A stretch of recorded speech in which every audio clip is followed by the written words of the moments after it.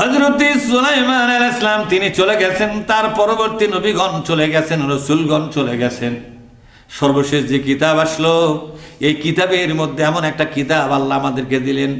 এই কিতাবের মধ্যে দুনিয়ায় যত কিতাব এসেছিল সবগুলো কিতাবের সারাংশ কথা আল্লাহ কোরআনে ভরে দিয়েছে। এ কোরআন মানি তাওরাত, এ কোরআন মানি ইনজিল, এ কোরআন মানি জবুর, এ কোরআন মানি সহিফা। অর্থাৎ আদম আলাইহিস সালাম থেকে শুরু করে ঈসা নবী পর্যন্ত, যেরকম কি নবী কথা কয় না পারে, ঈসা নবী পর্যন্ত যত কিতাব, যত সহিফা এসেছিল, সমস্ত কিতাব আর সহিফার আসল যে মৌলিক কথা সবগুলো কথা আল্লাহ কোরআনের মধ্যে দিয়ে বলেছেন।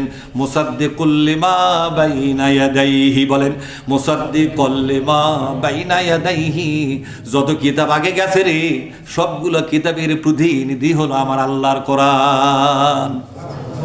এ কোরআন বললে সব পাবেন, তাওরাত পাবেন, ইনজিল পাবেন, জবুর পাবেন, সমস্ত নবী রাসূলদের কাছে আসা সহিফাগুলোও পাওয়া যাবেন। সুবহানাল্লাহ বললেন না? সুতরাং এ কোরআন মানব জীবনের সমস্ত শাখা প্রশাখার যত সমস্যা আছে, যত বিধান প্রয়োজন, সবগুলো বিধান একযোগে পেশ করেছে কে? যেরকম কে করেছে? কোরআন। আল্লাহ কোরআনের মাধ্যমে পেশ করেছেন। সুবহানাল্লাহ বলবেন না?